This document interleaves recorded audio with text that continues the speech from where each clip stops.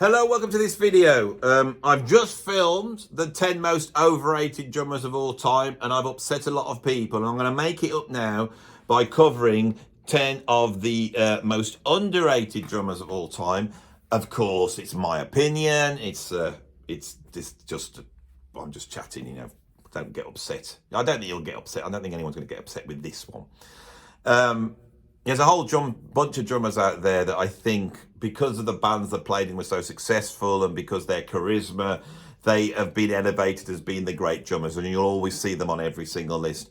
But there were also drummers that played on huge records who sold millions of albums, that had a ton of chops and feel and were innovators, and they don't get the credit they should. Here you're going to get 10 drummers ranked from number 10 to number 1, and at the number 1 we will have who I think is the most underrated drummer of all time. So if you want to find that, stick around. But first of all, I will start off with number 10. So at number 10 I have one of my favourite drummers ever, the great Tony Thompson.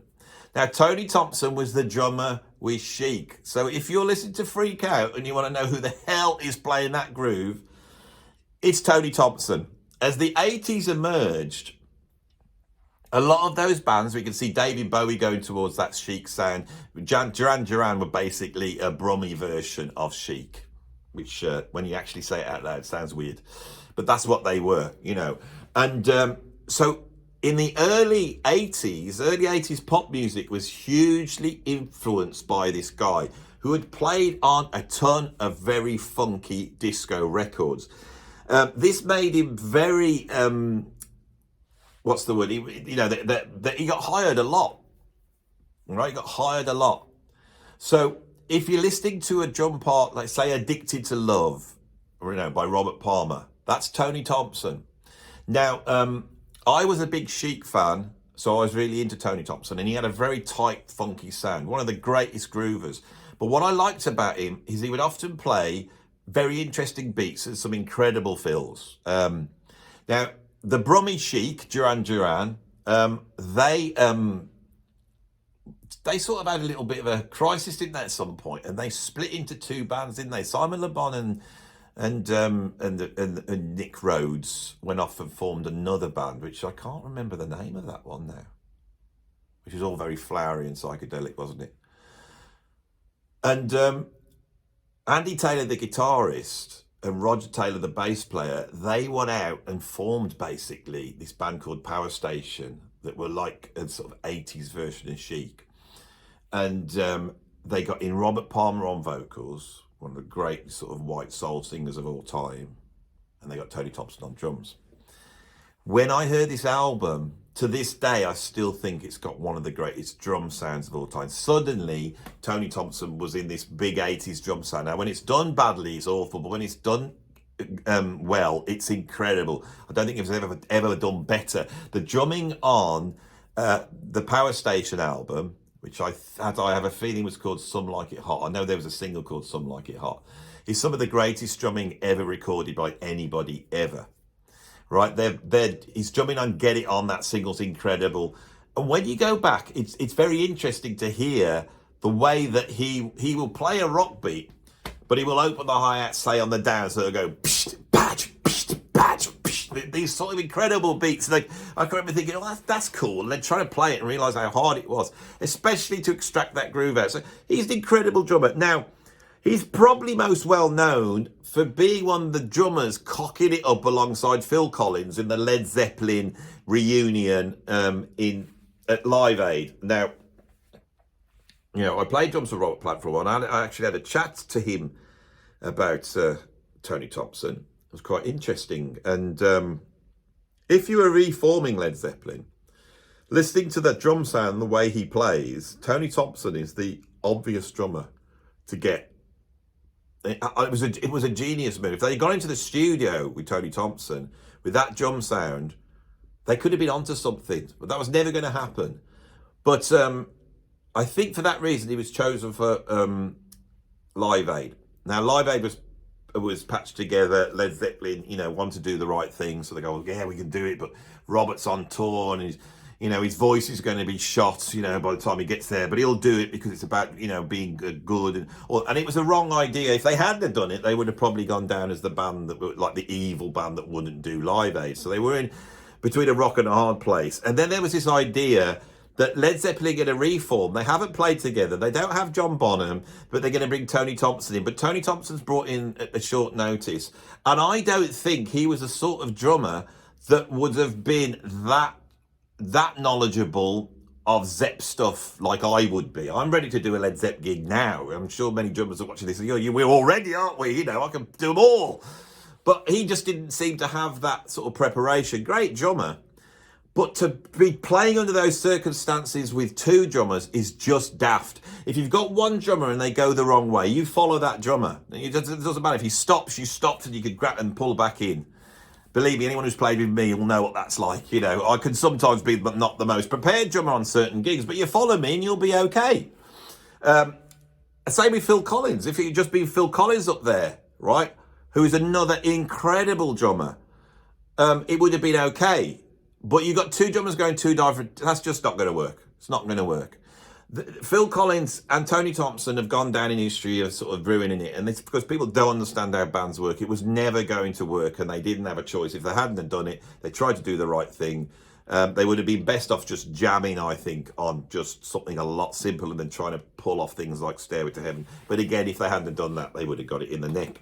And I think that besmirched the reputation of Tony Thompson, who then, a few years later, died quite prematurely, you know, in middle age, I think from cancer, which was a terrible thing.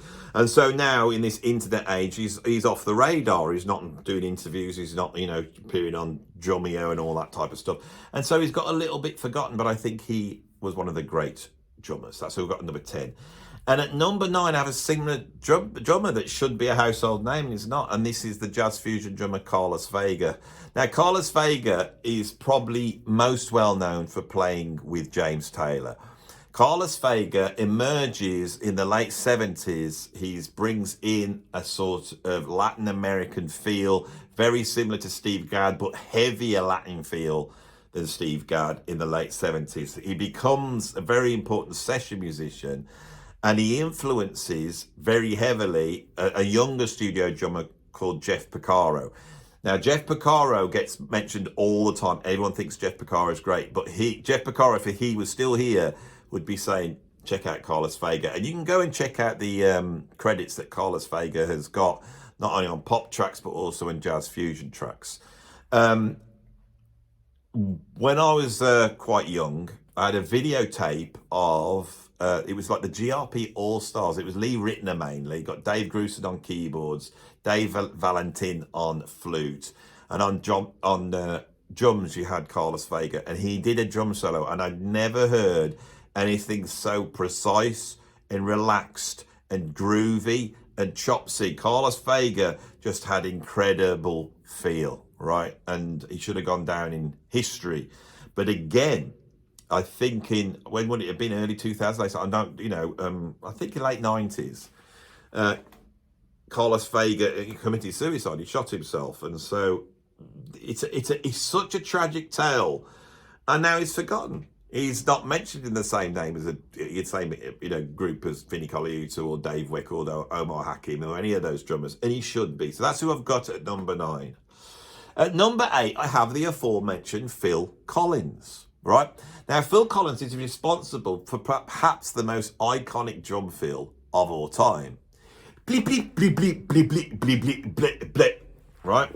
I once got called up by a radio station, and they were talking about the second most iconic fill in drum history here in the UK, which of course is the fill performed on Simmons drum pads that brings in EastEnders. That's the second fill, and they're both related to me, the Phil Collins fill and that one. And I had to come in and talk about, you know, that. And I made reference to this incredible fill by Phil Collins. And of course, everybody who was driving in their car to that radio station knew what I was talking about, because Phil Collins is such an iconic drummer. But it's interesting, he's never got picked up in that classic rock drummer thing of, you know, John Bonham and Ian Pace and all those greats and Ginger Bakers we're all going to worship. He never gets mentioned in that breath, and we know why. It's because in the 80s he had a very successful pop career. When we say very successful, perhaps one of those successful pop careers in history. And so with all this, his drumming gets sort of sidelined. And because he's a singer and the general public see him as a singer first and foremost, they assume he must be just an okay drummer. Now, I wasn't aware of this until I was at work one day, and my mate turned around to me and he went, bloody hell, he's probably a crap drummer, isn't he? Like Phil Collins, probably, you know, I bet Phil Collins could outplay him. And all the musicians in the room, I was working at my desk, and when he said it, it was like this.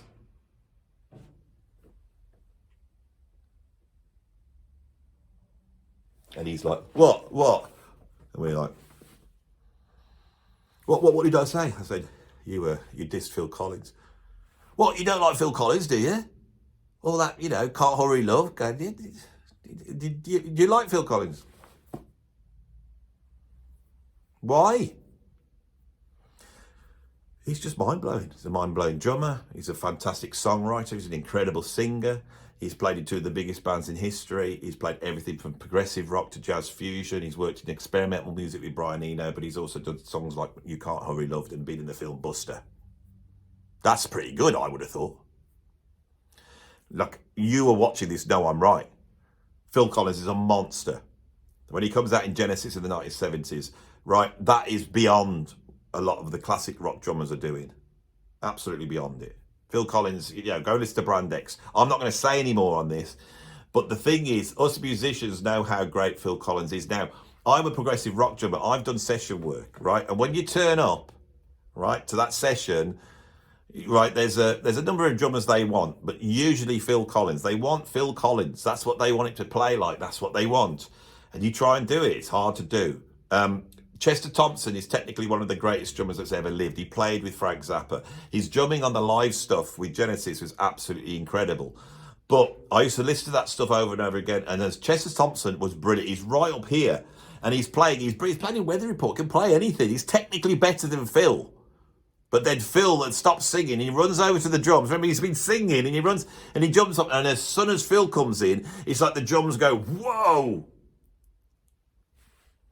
Phil Collins.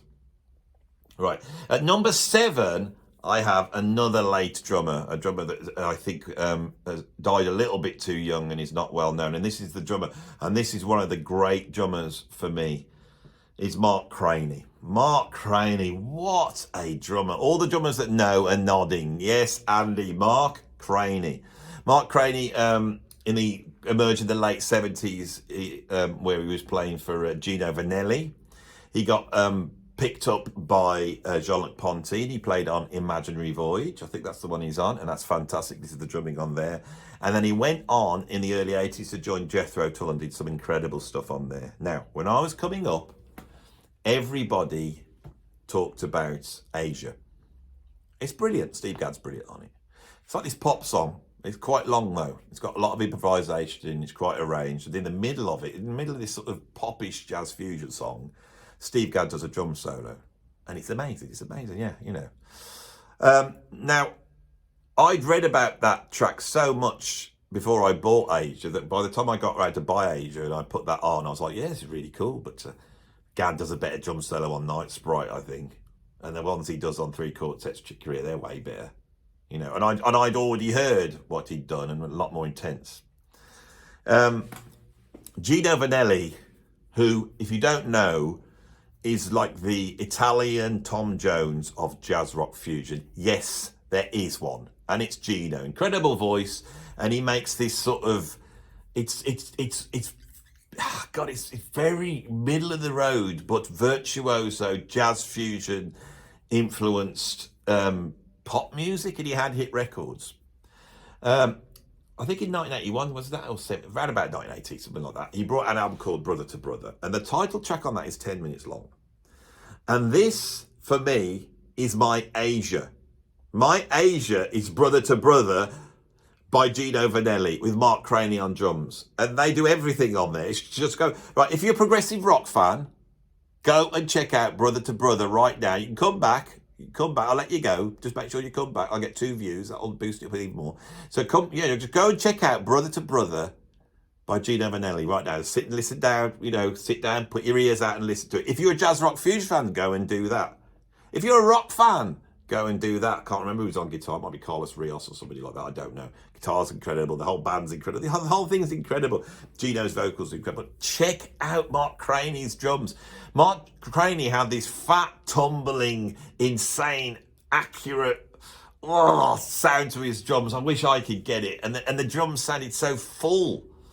Now, I think Mark Craney was a diabetic, and towards the end of the 80s, he seemed to be having all sorts of health problems. And I believe, and I might have got this wrong, I think his kidneys might have gone, but I can't remember. Anyway, he was plagued with health problems and he died relatively young. And this is always either turns you into a legend, if you're John Bonham, it turns you into a legend, or Keith Moon, or you fall into obscurity because you're not around enough for people to still know you're there. So that's who I've got at number 6, is Mark Craney. Right, here we go. Classic rock drummers. John Bonham, greatest rock drummer of all time. I'm like, well, what about Ian Pacey? He's pretty good, isn't he? Surely. I mean, what could Bonham do that Ian Pacey could do? And what about Simon Kirke? What about Bill Ward from Black Sabbath? But what about Bill Bruford? I mean, Bill Bruford is around at the same time as Bonham, and he's an incredible drummer. And, I'm not talking about jazz. I'm not talking about, forget Billy Cobham and all those guys, Steve Gadd. But if you think about drummers in the rock world, playing in big stadium-filling rock bands, you've got Bill Bruford in Yes, haven't you? He's an amazing drummer. You've got Phil Collins. Phil Collins is an amazing drummer. These are all great drummers, and I think they're underrated. But you know who I think is the most mind-blowing of the sort of classic rock era drummers? Do you know who I think? It's this guy I've got here at number 6. Is it number 6, 10, 9, 8? Yes, number 6. And that is Barriemore Barlow from Jethro Tull. Now, I'll tell you a few things here, because it's what you come for. There's stories as well. I used to play in a band called Quill. And Quill had 2 drummers, and we used to share between percussion and drums. The other drummers was the legendary drummer Bev Bevan from the band The Move and from ELO. Really good friend of mine. I haven't actually tracked him down for this channel yet, mainly because I think ELO, I don't know how many ELO fans we've got, but Bev is probably the originator of the heavy drum sound. He was doing it in Birmingham in the 1960s, and then I think he got picked up by people like Don Bowell and John Bonham and Bill Ward, and Bev was very important. So I used to feel very honoured to play with Bev Bevan. And then there's this one gig I got with Quill, and I can't do it, so they need a dep. So Bev goes and rings up his mate, Clive Bunker from Jethro Tull. Clive Bunker from Jethro Tull was my dep. We then got a gig at Cropredy, and we went down, and because Clive was there, I actually jumped on guitar, and we had me, and then backing me up on my drum kit was Bev Bevan and Clive Bunker, which I'm very proud of. And our Clive Bunker is an incredible drummer, absolutely incredible drummer. And a lot of my favourite stuff by Jethro Tull is the Clive Bunker stuff. So I wanted to say that because I absolutely love Clive Bunker, and I've met him a couple of times. He's a lovely bloke, incredible drummer. I actually had a video by Clive Bunker in the old days, which was where he went to the Premiere Factories. They didn't ever see that, and he played some drums on it. It was absolutely brilliant. When he goes, they then pull it this guy called Barriemore Barlow. Now, it's easy to think that Barriemore Barlow is just some like jazz drummer that they pulled in that could play anything, and he wasn't. He's a rock drummer. He's an ear player. He had listened to all these bands, and he'd come up with his own way of playing, and he comes in to Jethro Tull, and it is absolutely bonkers what that bloke could do. He is pushing the double bass drums, the fills around the kit, the odd time signatures. I cannot think of a greater technical drummer. I mean, people go on about Neil Peart. It's nothing. It's not. Barriemore Barlow, right? If I was faced with a progressive rock drum part to play that would terrify me, it would be Songs from the Wood. It's just all over the place. Barriemore Barlow is the guy.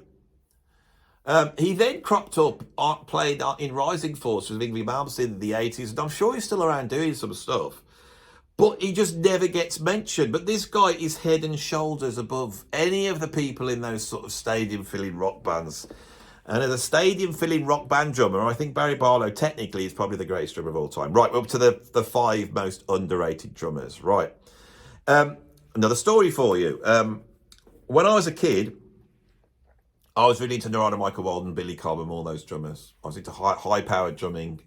I was into jazz. My dad had got me into jazz. And the UK jazz scene was very, like, sort of sniffy. They didn't like Billy Cobhams and Narada Michael Waldens. They liked you to play a little bit like Roy Haynes, you know, have a tiny little bass drum with a big, you know, one of those sheepy things on your bass drum and a flat ride cymbal and play really quiet, you know. And that's what the UK jazz scene. And I tried to make inroads into it. It was just a big snobby hellhole. In the mid-80s, a really strange thing happened. Courtney Pine came out. And Courtney Pine was playing sort of post-Coltrane modal jazz. But for some reason, he crossed over. And he wasn't compromising. He wasn't putting any rock beats in there or anything like that. But somehow, he just went, he was all over the television. He just went huge. His album went into the top 20 here in the UK. He would be on Top of the Pops. He would be on the Tube. He would be, you know, I can remember watching him on Wogan. Terry Wogan had a chat show and he came out and performed on that. He was everywhere. And he had this quartet, although it's quite quintet. Gary Crosby on bass, Courtney on tenor sax, Julian Joseph on piano, and on drums, Mark Mondesir. And I remember they did an omnibus documentary, and Mark was on that playing a tiny little kit, really small little kit, which I think the ride cymbal was attached to the bass drum. And he was all over the place. He was just unbelievable. He was playing like Billy Cobham and Narada Michael Walden and Tony Smith and all my heroes. But he was amped up and he was doing it on the television. I would see him all the time. Mark Mondesir was everywhere. Eventually, I bought tickets to go and see Courtney Pine, the quintet. And to see Mark live, he had a double kick pedal. And it was somewhere between almost like thrash metal, Napalm Death and Elvin Jones, Tony Williams. It was incredible. And Mark played like so light and he was so fast. His hands were so... I'd never seen a drummer like it. And this was a British drummer, which meant I could go and see him play. So I started to go see him play. The next time I saw him was a few years later, no, probably a year later, with Julian Joseph trio. I go and see the guy play there. And suddenly he's become ambidextrous. He's played jazz both ways round, left and right. It's unbelievable. And I can remember I was sat about 6 foot away from Mark and he did his drum solo and I have never seen anything like it. And he was splitting his strokes between cymbals and toms and coming down like this. And I remember he was playing like this and he was playing and it was so light. And yet there was so much power there that he hits his rack tom and the rack tom span. It was like probably a pearl that it had that arm that goes into this. Oh, sorry to do that. And it span like that. And so he's playing like this. He's got to get his tom back. And it's in Ronnie Scott's in Birmingham, this gig. So there's no roadie there. So he puts his stick down and cradles this tom with his left hand and he pushes it back up whilst this right hand just amping up to a speed. I just like I could not have done it with 2 hands. And no one had ever seen anything like this. The closest we had was Dennis Chambers. But Dennis Chambers brought a tuition video out a few years later and he said, you know, when they said about drummers, he said, God, check out this Mark Mondesir. This guy was something else. He then formed a trio and that trio had, it was like a sort of Mavish New-esque, very odd time signature. And I saw them about 3 times. With his brother Michael on bass and the great Mona Zam on guitar. Now, doing this channel, Mona Zam and Mark, they watch it. Mark, a couple of years ago, out of the blue, he texted me and said, I'm a big fan of your channel. My jaw hit the floor because this is one of my absolute idols. He rung me up. I've gone down to meet him. And I have chatted with him and... you know, got to know him a little bit. Mark, more recently, has been suffering from a form of cancer that's taken him out of the loop a little bit. But I've had the really good news in the last year or so that he is now clear of that, and he's coming back. Mark Mondesir, I believe, is the greatest drummer to come out of the UK. Yeah, Simon Phillips, Gary Husband, they're there as well. Some, yeah, they would be my three. Obviously, we have all the Bonhams and those guys, and they're all amazing. But in terms of just jaw-dropping jazz fusion jazz drummers, those are the three. And Mark really is something else. And I'm stuttering because Mark may well be watching this, so I imagine him listening to this and getting quite embarrassed at all the stuff I'm saying about him. But for me, it was a huge influence. Him and Vinny made me want to play drums in a way where when people saw me play, they wouldn't know what I was doing. I never had a clue what Mark Mondesir was doing. I didn't copy his licks. I copied the vibe, and I wanted to play stuff, and I wanted to play with that sort of intensity. It was a huge influence on me. So, Mark, if you are listening, I thank you for that very much. You are a treasure of this music scene here, but also in the UK. Now, in terms of household names, the other guys in that band, the Courtneys and the Garys and the Julie, they've all got their OBEs and MBEs and all that sort of stuff. Mark had more vision of what he wanted to do, which is, I think, is why he got out of Courtney's band when they were so huge. He wanted to play other stuff, and he's got to play with Jan Hammer, John McLaughlin, and Jeff Beck. My three heroes he's got to play with.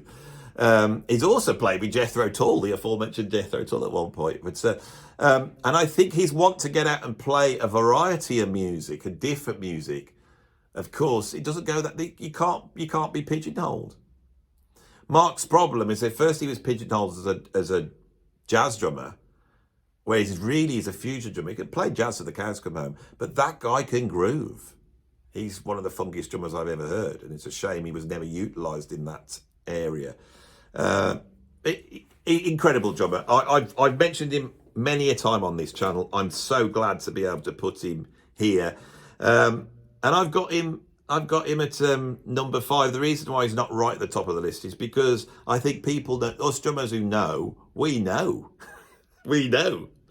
So, Mark, thanks for all the stuff, and I hope you will see if you have seen it. And when are you going to come on the channel? Come on, Mark, when are you going to come on the channel? I want to hear your 10 favourite drum parts or your 10 favourite drum tracks, Mark. Come on. Right. Let's move on to number 4. Classic rock drummers. I've said Barriemore Barlow was one of the great technical classic rock drummers, almost like a jazz fusion drummer. But when we're talking about pure, unadulterated rock drumming, do you know who I think is one of the greatest at that style? A drummer that I think is greater than John Bonham and Ian Pace and all those people who I absolutely love. You know who my favourite one is of all? That always astonishes me when I hear him, and he's drumming almost like it sounds like it's coming from heaven. It is so perfect and incredible. It's the guy I've got at number 4, and it's Brian Downey from Thin Lizzy. Right, Brian Downey's not a Barriemore Barlow. He's not playing in a prog band and playing all this complex stuff. He's not got a weird approach like Bill Bruford. He's straight down the line classic rock drummer. 2 kicks, big toms, he's in that style. When I listen to him play, his playing is always so immaculate. His drum sound is so rock and heavy, and yet he's still got that relaxed groove. His ability to play shuffles is unparalleled. He's one of the greatest shuffle drummers of all time. Now, the album to check him out on is Live and Dangerous, if you want to get an album. But if you really want to hear Brian Downey, you need the Killers 12-inch EP, which was a live EP that came out in the early 80s.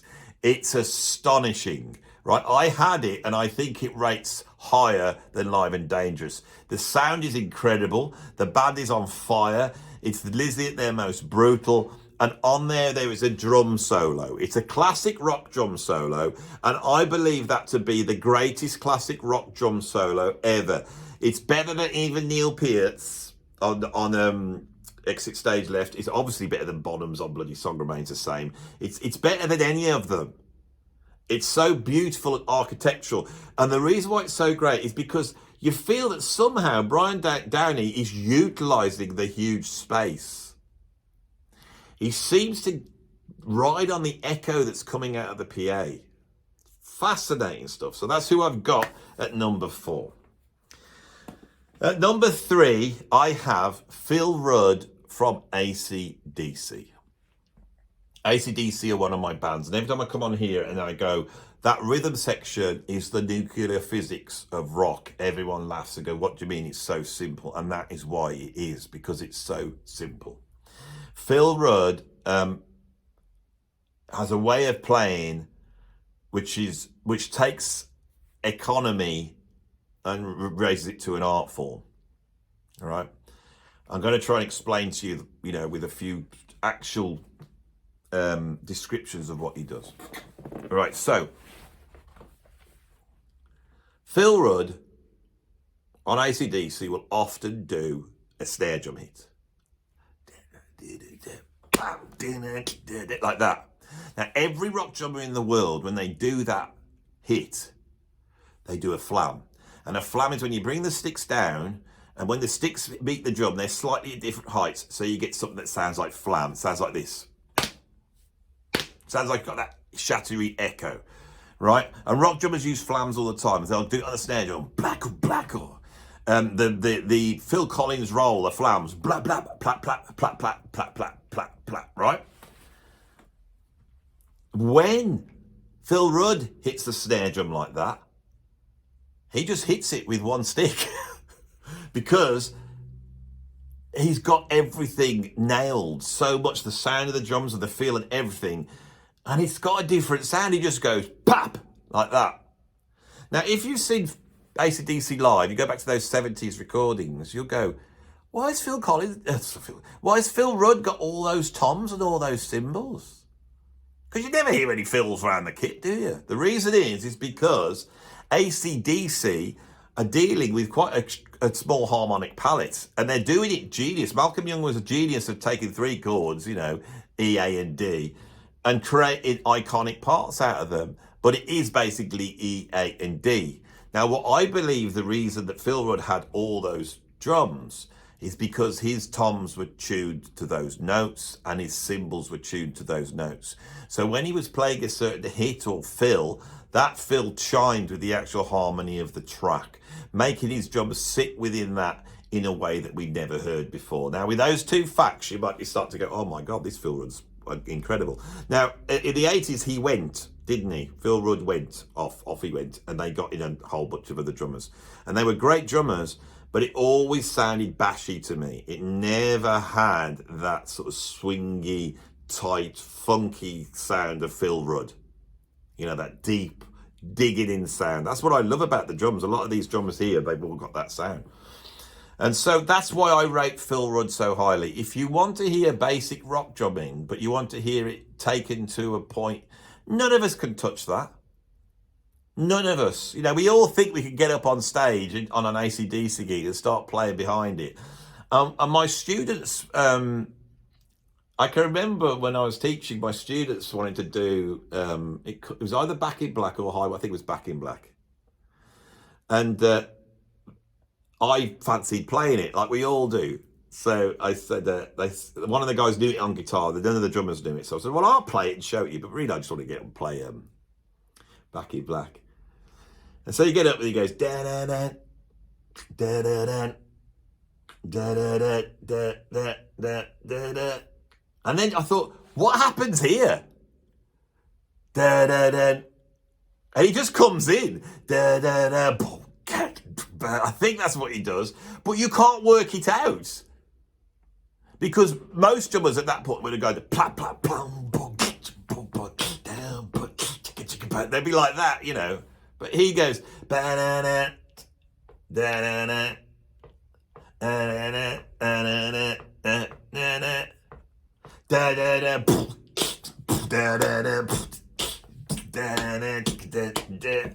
da da. No bass, just guitar drums. And vocals in the gap. Be free. And you get that sort of ACD. I'm doing Highway to Hell, aren't I?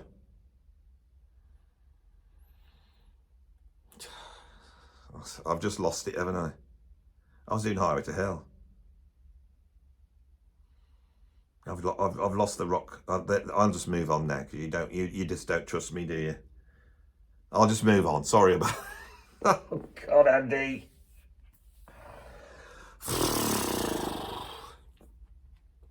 Rubbish music YouTuber. I'm moving on. You know I'm right. Phil Rudd, massively underrated. Always gets used as an example of someone who can't play the drums. Right, anyway, I'll move on. Number 2, I have Bill Ward from Black Sabbath. Bill Ward from Black Sabbath is an incredible drummer, a technically very strong drummer, iconic, invented heavy metal drumming, but like Ozzy Osbourne is nothing like a heavy metal singer, Bill Ward is actually nothing like a heavy metal drummer. And the stuff that makes him great is the fact that he approaches everything so left field, right? So now I'm gonna do an a cappella version of War Pigs, but this time it will be War Pigs. It won't be Electric Funeral. I won't get it wrong this time because I'll concentrate. I just love Highway to Hell so much, but it wasn't Highway to Hell anyway. Just forget that bit. Move on. Just forget that bit happened. I'm now going to go through War Pigs for you, right? So War Pigs goes like this. It's got sort of introduction. It's all doomy, and then it stops, and we get this thing. And it goes da-dun, ba-dun,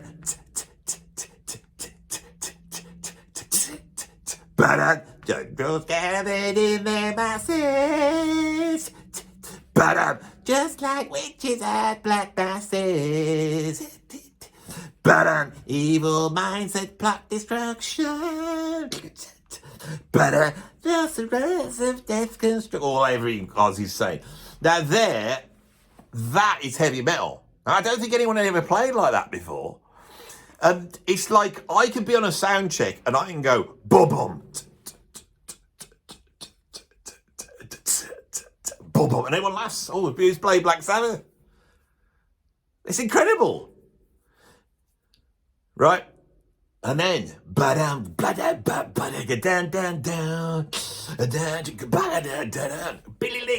these fills, it's all over the place.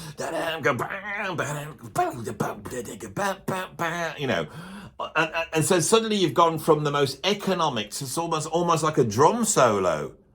And then the riff comes in. Now, the reason why I love Black Sabbath when I was a kid is because I love funk. They were funky. They had the heaviest groove of anybody. And he would sit there, not doing all this, all that type of thing. It'd be,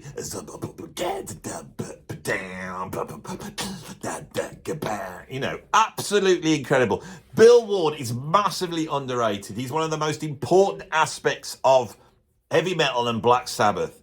Right, I saw Black Sabbath live in 2000 with Bill Ward on drums, and that could well have been the last time they all got together as that group, although I think Bill was on that 13 album, which was fantastic. Black Sabbath aren't Black Sabbath without Bill Ward. You could get rid of Ozzy and bring in Ronnie James Dio, and it's sort of still Sabbath because of Bill Ward. As soon as he goes, they get Vinny Appice in, that's the point where you just switch off. Because Bill Ward's integral to Black Sabbath, which means he's integral to heavy metal. And he doesn't play like a heavy metal drummer. He doesn't have a big drum sound. He has a tight, controlled, boingy sound, almost like a jazz drummer. And he has a lightness and a way of playing that stuff, which is absolutely incredible. He's technically able to pull all sorts of clever things off. And he never gets any credit. Ever gets any credit. I don't know why. I think the trouble with Black Sabbath is because they're brummies. None of the brummy bands have any respect in the main music world. ELO, The Move, The Moody Blues, Black Sabbath, Led Zeppelin do, but I think that's because Robert was a little bit posh and Jimmy Page was a posh boy, and they could hide John Bonham behind the background because he was a proper, he was from Redditch, which is even worse than being a brummie. That's like Kevin Turveyland. So, but the bands that were wholly Birmingham, like ELO, and Black Sabbath. You for some reason, because if you look at the interviews of everyone talking about that, every time they explain anything, those bands, it's like you can't help but feel the comedy in it. You know, I did an interview with Don Powell, Slade, another one of the great bands, like great rock bands. But, you know, rather than getting the respect that, say, David Bowie does, these Birmingham bands, it's like you have Vic Reeves and Bob Moore to do, that cup of soup thing with Slade. Don't you? It's like, Jeff, this is Jeff Lynn now. Jeff, can you tell us how, you wrote Mr. Blue Skies? Well, I was trying to work on some songs. I was in this place in Switzerland where there's loads of snow and it was really raining and snowing and I got no inspiration whatsoever. I was outside, it was bloody raining all day long. It was raining, and then one day it's like it stops bloody raining, and I walked outside. I looked out the window and I went, "Oh, hello, Mr. Blue Skies." And I thought, "Oh, bloody hell, that's a good idea for a song, isn't it? I think that would be bloody great." And I went in, I wrote it right down on the spot. See, as soon as you explain it in a Birmingham accent, it just sounds like comedy, doesn't it? Doesn't it, really? And it's the same with Black Sabbath. There's something dark and evil about that band, and yet there is something really comic about that band as well. Really. I've written a song about nuclear war, about warfare. It's called War Pigs. What have you called it, War Pigs? I'm talking about the people who go to war, the War Pigs. And I've got this line, it opens up with this. It's like, this is Geezer Butler, by the way. He's got this line, and it opens up like this. He says, generals gathered in their masses. But Geezer, there weren't masses of generals, were there? There was like a masses of soldiers. There were only a few generals. How they can be gathering in their masses? Oh no, but I couldn't think of what else you put there. So I thought general. Can we keep it general? I can't mean what if I say that the generals, generals gathered in their lowish numbers compared to the main soldiers. It doesn't sound as good, does it? No, that's right. I think you better keep with that then, masses. All right, you got a second line. Well, I was thinking, because we call Black Sabbath, we could bring in the old devil worshipping thing in here, and I could say, just like witches at Black Masses. But, Geezer, you've rhymed masses with masses. You can't rhyme masses with masses. Oh, bloody hell, I hadn't noticed. Yeah, you're right, haven't it? It's the same bloody word. Generals gathered in their masses, just like witches at Black Masses. And mass, it doesn't sound right. It's a plural, isn't it? It's the plural of Black Mass. It's the plural of Black Mass, Black Masses. It doesn't sound right, does it? This is bloody terrible lyrics, Geezer. Oh no, but I can't come up with anything else. What else have you got? We've got like evil minds that plot destruction, because that's what they do. That's pretty good. They have got evil minds. And then what have you got next? Sorcerers of Death's construction. Bloody hell, Geezer. That's like the most heavy metal line I've ever heard in my bloody life. That's so bloody heavy. Sorcerers of Death constructions. That's like poetry. I know, I thought. And do you think it will offset just like devils at Black Masses? Yeah, and I thought then, when we go to the next bit, Ozzy, could you shout, oh Lordy? What you mean, oh Lordy? Oh Lordy. Who shouts out, oh Lordy? I don't know, it's like sort of a black preacher would shout it. Praise the Lord.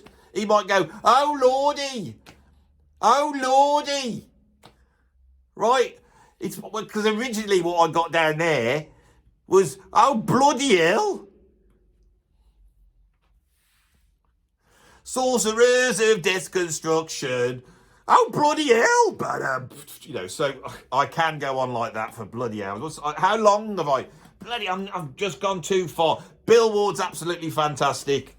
I mean, because he's Birmingham, he doesn't get the credit, because everyone thinks that Birmingham people is just stupid. And they're not. Birmingham people are the best. Birmingham people are the funniest. Birmingham people are the most talented. That's why the whole music industry is based upon all the brilliant bands that came out of this area where I live right here. And the reason why is because we don't take ourselves seriously around here. We don't take ourselves seriously like you snotty Londoners. At number one, I have the most underrated drummer is, of course, Ringo Starr from the band The Beatles. Right, Ringo has been the butt of everybody's joke since the Beatles came out. He's the one who's rubbish. He's the one who doesn't write the songs. He's got a big nose. He's the funny one. He's the joker. Let's make him sing Octopus's Garden and walk around like that. And he's sat in the background. And he's all, you know, just what I can't do Liverpool accent, could you? But, you know, and he's waiting around to put the drums down. And, you know, I mean, Paul McCartney could play the drums better than Ringo, couldn't he? John Lennon could. My daughter could play the drums better than Ringo Starr. I mean, what did he do? I mean, if he hadn't been the Beatles, he wouldn't have been, you know, a success. It was only because he was in that band. Rubbish. Right. They had another drummer in the band. He's called Pete Best. He wasn't the best.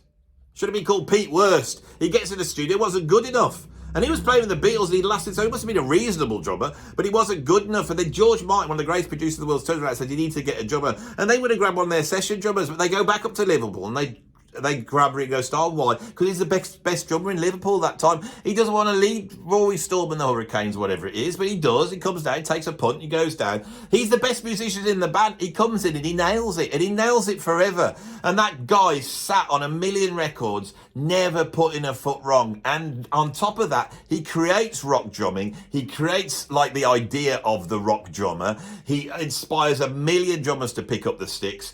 And all the way through this, he never puts his ego first. But he does play parts that are technically hard to play. When you start to play some of the early Beatles songs, they're so fast and his right hand's going something. He's got like some double. He's an incredible drummer. And on top of that, he produces all these iconic parts. You know,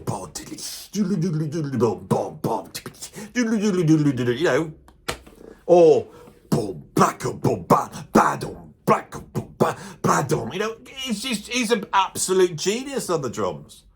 So that's who I've got at number one. And I think I've gone on for so long now. We've done 3/4 an hour. I didn't want these videos to go on for ages. So I'm going to draw it in there. And if you go, I want to know more about Ringo, go and Google Andy Edwards Ringo Starr. And there's a whole video where I talk about his merits. So you can go and check that out. So we're at the end of the video. I hope you enjoyed that. If you did like it, stick a like on it. If you want to see some more, you can subscribe.